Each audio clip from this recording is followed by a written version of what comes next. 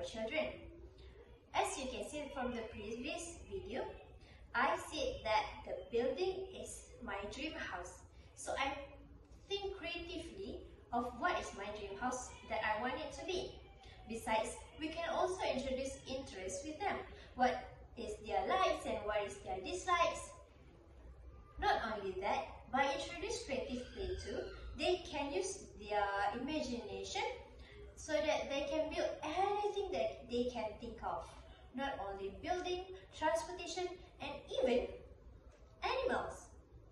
By having a good creative play, it can improve their self-esteem, and it also helps to socialize with others too.